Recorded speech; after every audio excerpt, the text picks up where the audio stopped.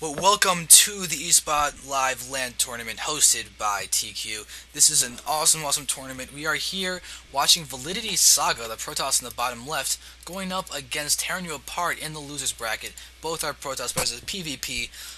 Very cool. Switch around to the builds in the last game, so we're actually at 1-1 right now. I'm tQzander, and along with me is... Thunder Toss. Yes. So hopefully you guys are going to be appreciating this next game. It should be quite cool. Odds are we'll be seeing at the very least one person 4-gate.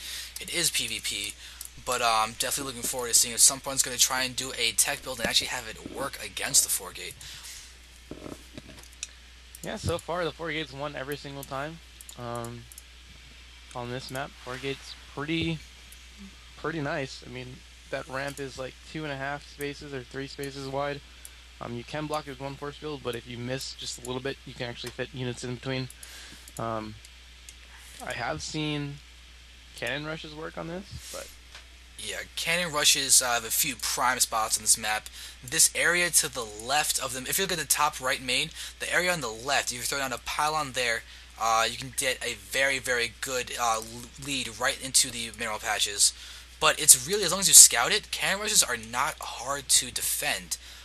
All you have to do is see the forge, throw up your own forge, and just use your better economy to get up one more cannon than them, and you're fine. You might have to pull probes to actually take some of the cannon shots originally, but you could easily defend it as long as you scout it in time. If you don't scout in time, it's GG. sometimes. Generally, if the forge is already completed and cannons are being made, it's generally really difficult to come back. The thing on this map is if you throw down that forge and you run your probe in, you can actually wall yourself in with cannons behind the mineral line, or sorry, pylons, and then put a cannon down behind the mineral line. And if they don't have something blocking it, even if they know it's coming, they'll pretty much lose. Oh yeah, I've seen Diro do that in the past. Actually, I saw a VOD of somebody complaining about that cannon rush in the GSL preliminaries or something where they thought that was an unbeatable cannon rush and they posted it and it was Didro who did it. I saw that in the Yeah, tail I've seen forums. a couple players use it very well. I mean, you have to have spot on response and have probes blocking that path where the pylons block go Yeah. in order to stop it. Yeah, and actually I think ValiditySaga is going for that Artosis 3 Stalker build or something to try and beat the 4-gate. I think ValiditySaga is doing that right now, and I think Tearing Apart is doing that too. Have you seen that video from Artosis? Oh no, Tearing Apart does have that Zealot out, so never mind. Yeah, see, ValiditySaga did chrono boost out both gateways. I don't think that was the case for Terranuapart. He's only got that one gateway going right now, and he did have Cybercore researching Warp Gate. ValiditySaga actually delayed that Warp Gate research to get those stalkers out. So Yeah, so this could actually be really good if he does this correctly. But only he's running out with 2 Stalkers instead of 3. I think he just wants to do pressure with these 2 Stalkers. However, there's a Zealot and 2 Stalkers are tearing you apart, so this is not going to go well for ValiditySaga.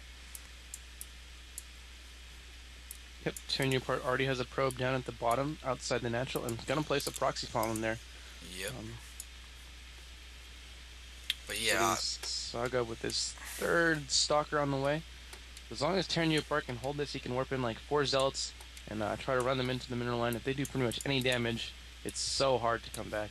oh yeah, definitely. And Tearing Apart can just then just press his advantage, and it will be so hard to deal with for ValiditySaga.